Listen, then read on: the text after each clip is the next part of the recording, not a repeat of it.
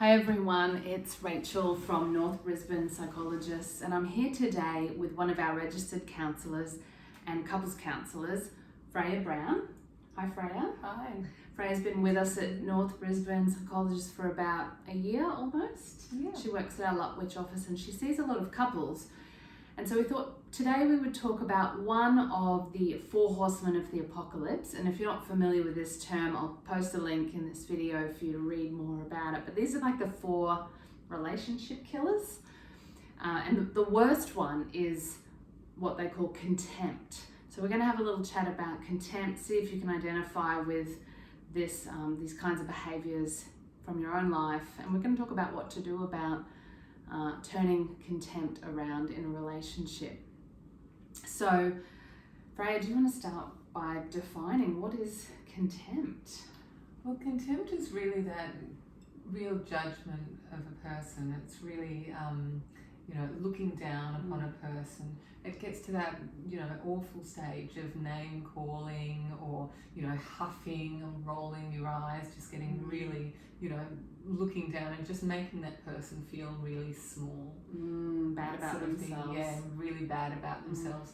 The funny thing is though that the person who is doing the contempt towards another person often feels really bad about themselves, and that's about their view about the way they view the world. Yeah.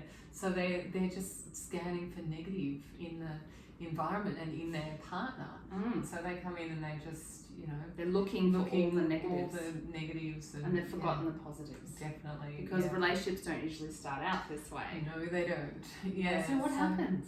Well, I think it's a build-up over time. So with the other 4 horsemen start to come into play, and it's the way their conflict management style, turns over time. So initially it might start out just with a bit of criticism and a bit of, people not taking the responsibility, and they get defensive and blame the other person. And then, over time that can kind of, a lot of that happens and it can kind of build into contempt, so that, they lose respect. They lose respect for each other, exactly. And so they just start to kind of, judge the other person and just look down on the other person, and it gets that really negative sort of thing happening, that whenever that person comes in a room, like a little microculture of negativity and absolutely shame and very puts a lot of strain on a relationship, doesn't it? It does. It really does over time. It's not a nice place to be.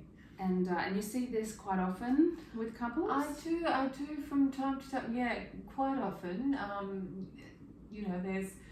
Some people come in and, they're in a good place and they're just trying to really, improve their relationship. They seem to manage conflict a bit better than others. Yeah, because there are these antidotes to the conflict, and they manage things better. But some couples come in and they're really experiencing, a lot of that contempt and a lot of that going on. And, they're the couples that initially when they come in, they're kind of looking the other way or looking down on the other person and that sort of stuff, because they're really struggling. Contemptuous behaviours. Yes. Yeah, so you can really see it in their body language. But there's things you can do for these couples, right? There's antidotes. Absolutely. So we talk to them about, explaining, first of all, highlighting them over time so they can call it out within each other and in their relationship. So, with criticism, it's say what you feel, what you need. In a positive way, like needs-based positive communication and that sort of thing. But in defensiveness, it's taking on the responsibility.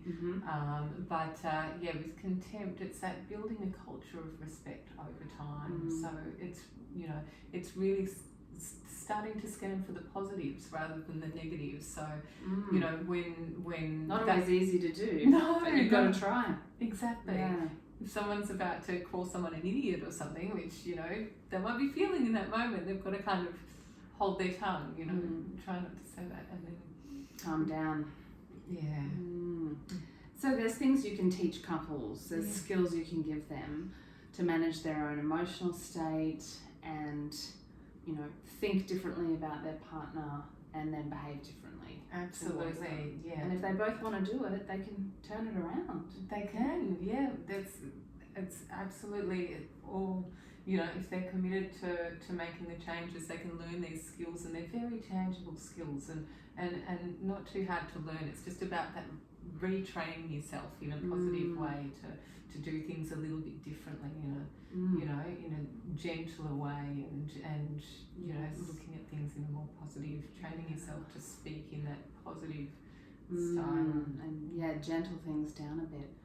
So if you like the sound of retraining yourself, and your partner retraining him or herself to cultivate this culture of respect with one another, then you can book in to see Freya or one of our couples counsellors, and get the knowledge and skills that you need to lower the amount of contempt in your relationship once you see how much damage it's doing, and get the support that you need to keep practicing those skills, and you can really turn it around. You really can.